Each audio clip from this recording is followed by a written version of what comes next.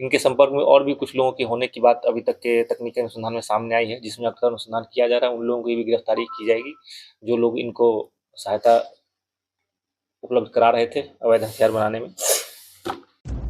गोड़ लगतनी समाचार बटुए रोहतास से बड़ा खबर आ रहल बटुए। ग्रिल दुकान के आड़ में चलत रहे गन फैक्ट्री। जी हाँ, 3 जना भइल बड़े गिरफ्तार। खबर का बात सब बताई भोजपुरिया समाचार। चैनल पर नया बानी तो सब्सक्राइब करी, फेसबुक पेज पर देखतानी तो फॉलो करी, देखला के बाद शेयर जरूर करी। जी हाँ, कहल गईल बा कि ऊपर से ठाट बाट, नीचे से रमरेखा घाट, लेकिन एकरे के उलट देव तो पता चली कि नीचे से रमरेखा घाट लेकिन भीतर से बटुए ठाट बाट। जी हाँ, रोहतास पुलिस अवैध हथियार निर्माण के खिलाफ बड़ा कार्रवाई करत काराकाट थाना क्षेत्र में संचालित एगो अवैध मिनी गन फैक्ट्री के पर्दा फाश कइले बिया। पुलिस छापेमारी के दौरान भारी मात्रा में हथियार आ हथियार निर्माण में इस्तेमाल होखे वाला उपकरण और अन्य आपत्तिजनक सामान बरामद कइले बिया। एहमे 3 गो आरोपी के भी गिरफ्तार कइल गइल बा। रोहतास एसपी रोशन कुमार बतैनी कि पुलिस के 10 जनवरी 2026 के संध्या में ही गुप्त सूचना मिलल रहे कि काराकाट थाना क्षेत्र के देव मार्कंडे परसरा गांव के भीरी एगो ग्रिल निर्माण दुकान के आड़ में अवैध रूप से देसीला काटा सहित अन्य हथियार के निर्माण आ मरम्मत आ बिक्री कइल जाता है। खड़खड़ खड़खड़ तरतर तरतर आवाज आवे उस दुकान से तो लोग सोचस कि चले में का बा, ग्रिल के दुकान कइले बा, तरतर खड़खड़ करबे करी। लेकिन यह तरतर खड़खड़ के पाछा दूसरे खड़खड़ाहट चलत रहल। सूचना के पुष्टि के बाद सहायक पुलिस अधीक्षक सह अनुमंडल पुलिस पदाधिकारी विक्रमगंज संकेत कुमार के नेतृत्व में एगो विशेष छापेमारी दल के गठन कइल गई। छापेमारी के दौरान रामाशंकर शर्मा के ग्रिल निर्माण दुकान से 2 गो देसीला कट्टा, एगो जिंदा कारतूस और निर्मित क्षतिग्रस्त देसी कट्टा, हथियार निर्माण में इस्तेमाल होखे वाला औजार, लोहा के रॉड, मैगजीन, खोखा, स्प्रिंग सहित अन्य सामग्री बरामद भइल बा।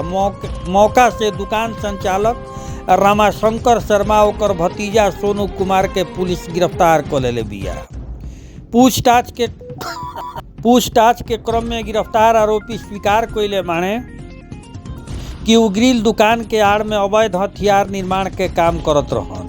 आरोपी के निशानदेही पर पुलिस चेनारी थाना क्षेत्र के दनवार गांव में छापेमारी क के हथियार निर्माण में इस्तेमाल लोहा के रॉड, स्प्रिंग आ खोखा बरामद कइले बिया, जहां से तीसरा आरोपी शशि सिंह के गिरफ्तार कइल गइल बटुए।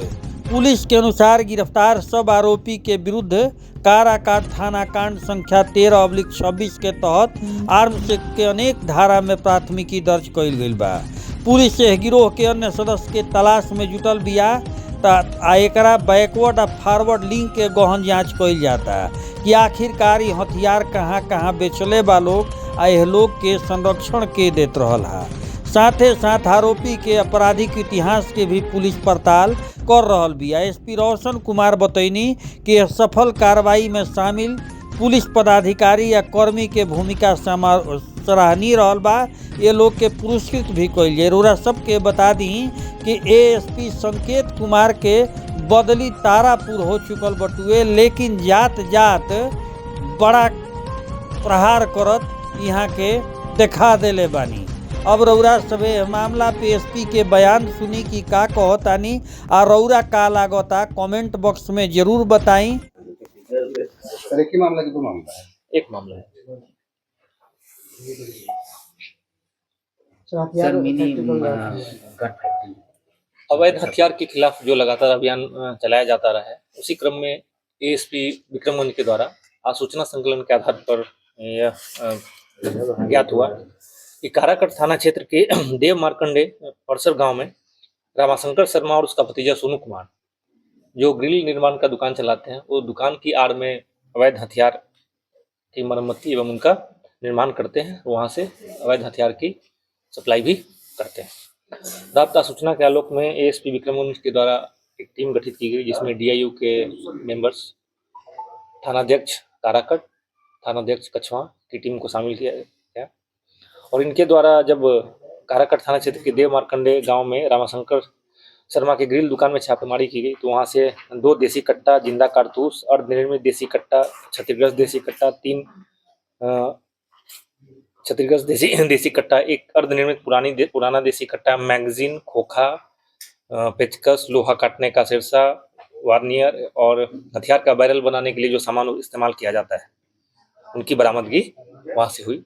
इनसे पूछताछ में यह भी स्पष्ट हुआ कि ये इनका जो एक सहयोगी है वो कछवा थाना क्षेत्र के दनवार गांव का रहने वाला है, शशि सिंह। जब उसके ठिकाने पर छापेमारी की गई और उससे पूछताछ के आधार पर उसकी निशानदेही पर गांव के बगल में एक बगीचे पुआल में रखा हुआ बैरल बनाने के लिए जो रॉड इस्तेमाल किया जाता है इनके द्वारा, और हथियार बनाने में उपयोग किया जाना वाला स्प्रिंग और फायर किया हुआ खोखा इत्यादि बरामद किया गया है। इन सभी अभियुक्तों का आपराधिक इतिहास भी रहा है, जिनमें से कछवा थाना कांड संख्या 48-17 और 51-17 है। इसके अलावा इनके पास जो चीजें बरामद हुई, इसके आधार पर टेक्निकल डिटेल्स का विश्लेषण किया जा रहा है। इनसे अभी तक प्रारंभिक पूछताछ में स्पष्ट हो पाया है कि यह अपराधियों को जरूरत के अनुसार उनके हथियार की मरम्मती एवं अवैध हथियार की सप्लाई करते थे। इनके संपर्क में और भी कुछ लोगों के होने की बात अभी तक के तकनीकी अनुसंधान में सामने आई है, जिसमें अक्सर अनुसंधान किया जा रहा है। उन लोगों की भी गिरफ्तारी की जाएगी जो लोग इनको सहायता उपलब्ध करा रहे थे अवैध हथियार बनाने में, और फिर इस कांड को अंतिम अंजाम तक पहुंचाया जाएगा। और चूंकि कांड में सारे तकनीकी साक्ष्य मौजूद हैं, इसका स्पीड ट्रायल कराकर इसको अपने अंतिम अंजाम तक पहुंचाया जाएगा। और जो टीम में शामिल सदस्य हैं जो एएसपी विक्रम के नेतृत्व में काम कर रही थी, उनको पुरस्कृत करने के लिए अनुशंसा भी की जाए। क्या लगता है कि कई सालों से, कितने सालों से चल रहा है इसका कोई?